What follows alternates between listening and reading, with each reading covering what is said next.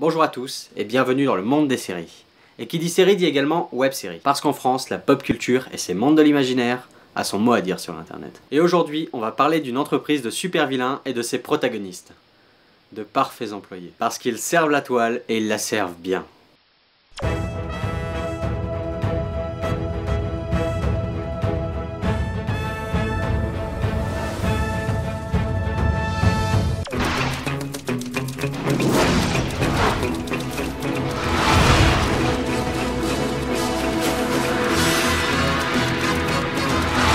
La Flanders Company. Il s'agit d'une web-série créée par Rudy Pomared au sein du groupe Les Guardians.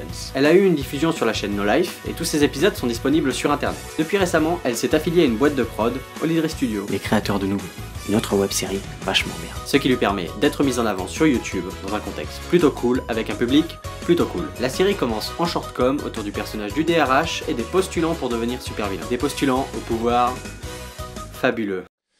Je peux faire miauler les chats. Je peux résister à Laurence Broccolini. Je fais apparaître des bandes noires sur les yeux des gens. Pardon. Bon, bah, le mieux, c'est encore de vous le montrer. La série se déroule sur 4 saisons, et après la présentation des persos principaux, un autre groupe va venir s'opposer à la Flanders. Chantal Connasse.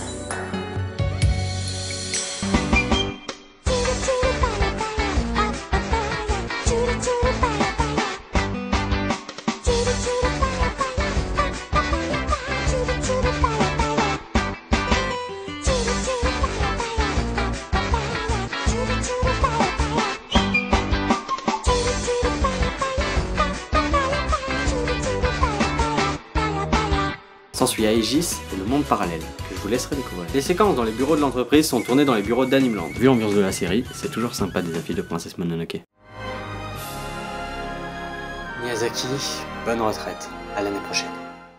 Bon, maintenant, après avoir vu les bases de l'histoire, on va se concentrer sur ce qui est pour moi le plus important, ses personnages. Ah, je trouve tous les personnages géniaux, et surtout, tous dans leur rôle. Ce ne sont pas des acteurs de profession, mais les personnages ont été écrits en fonction des acteurs, ce qui doit être une clé logique pour que des personnages fonctionnent. Pour commencer, Hippolyte Kurtzman, interprété par Frédéric Osteng.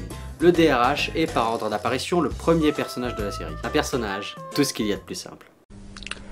Bienvenue au merveilleux bureau des candidatures spontanées de la Flanders Company. Lieu de joie, d'harmonie, d'ulcères et d'infarctus. Comme je suis quelqu'un de fondamentalement gentil, je vais te laisser 30 secondes. Mon niveau de douleur a atteint son paroxysme. Je peux maintenant invoquer mon ultime arcane, Cosmic Fist.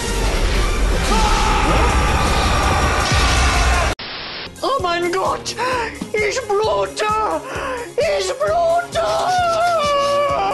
Blut! Caleb, interprété par Rudy Pomared.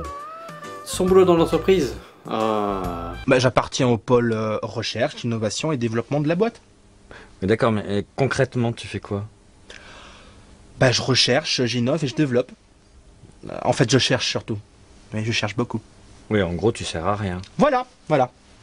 Mais je fais du bon café. Ah voilà, c'est ça. Le docteur Parker, interprété par Vincent Ladeuil. Je ne sais pas vraiment comment décrire ce personnage. Il sourit le jour, il tue la nuit, et au cœur de la Flanders Company, la famille Truman, de père en fille. Et on commence par Armand Truman, interprété par Simon Brochard, le PDG de la Flanders Company. Un super pouvoir? Non. Je n'ai peut-être pas de pouvoir, mais j'ai du charisme. Sa nièce, Cindy Truman, interprétée par Clémence Perrault. Un personnage tout en finesse. Du moins tout en finesse sur l'entretien de sa lame. J'y crois pas! Une fracasseuse édition de luxe! Et la lame est en adamantium, rien n'est trop beau pour ta machouquette. Sa petite sœur, Gladys, toute mimi et âgée seulement de 6 ans.